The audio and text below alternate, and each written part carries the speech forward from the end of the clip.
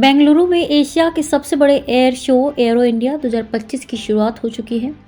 रक्षा मंत्री राजनाथ सिंह ने मंगलवार को रक्षा मंत्रियों के ब्रिज कॉन्क्लेव में कहा कि कमजोर रहकर कोई देश कभी भी शांति नहीं ला सकता।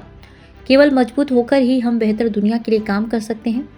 राजनाथ ने कहा कि बॉर्डर सुरक्षा और देश की आंतरिक सुरक्षा के बीच का फर्क खत्म होता जा रहा है। अब हाइब्रिड वॉरफेयर की मदद से शांति काल में भी देश के अहम इंफ्रास्ट्रक्चर को निशाना बनाया जा सकता है, इसलिए हमें तैयार रहने की जरूरत है। राजनाथ सिंह ने कहा कि शांति का वट वृक्ष केवल शक्ति की जड़ों पर ही खड़ा हो सकता है।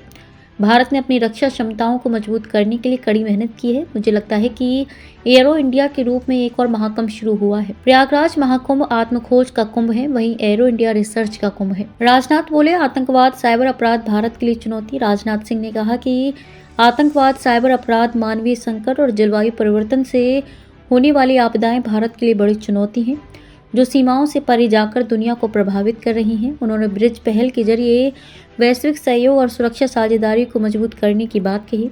साथ ही प्रधानमंत्री नरेंद्र मोदी के 5 साख सिद्धांत, सम्मान, संवाद, सहयोग, शांति और समृद्धि को भारत की अंतर्राष्ट्रीय नीति का आधार बताया। एआई और नई तकनीकों पर नजर रखना जरूरी। राजनाथ सिंह ने कहा कि एक बड़ा देश होने के नाते भारत हमेशा शांति का समर्थक रहा है। हमारे लिए देश की सुरक्षा और शांति एक ही है। भारत की एक पृथ्वी, एक परिवार, एक भविष्य के नजरिए को कई देश समझते हैं। एरो इंडिया में आए कई देशों के साथियों की मौजूदगी इस बात को दर्शाती है। सिंह ने कहा, अब युद्ध में मानव रहित हथियार और सॉफ्टवेयर तकनीक तेजी से आगे बढ़ रही है। हाल के संघर्षों में ड्रोन के इस्तेमाल से ये पता चलता है कि भविष्य में मानव युक्त मैंड और मानव रहित अनमैंड की मिली हुई तकनीकों पर निर्भर होंगे। दुनिया में अनिश्चितता के माहौल के बीच भारत ऐसा देश है जहां शांति और समृद्धि है। हमने ना तो कभी किसी देश पर हमला किया है और ना ही हम किसी शक्ति संघर्ष में शामिल रहे हैं। बड़े देश के तौर पर भारत हमेशा शांति के लिए काम करता रहा है।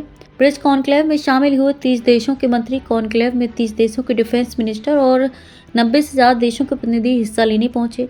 इनमें रक्षा और सेवा प्रमुख, स्थायी सचिव शामिल रहे। एरो इंडिया कार्यक्रम 42,000 वर्ग मीटर क्षेत्र में चल रहा है। इसमें 150 विदेशी कंपनियों सहित 900 कंपनियां हिस्सा ले रही हैं।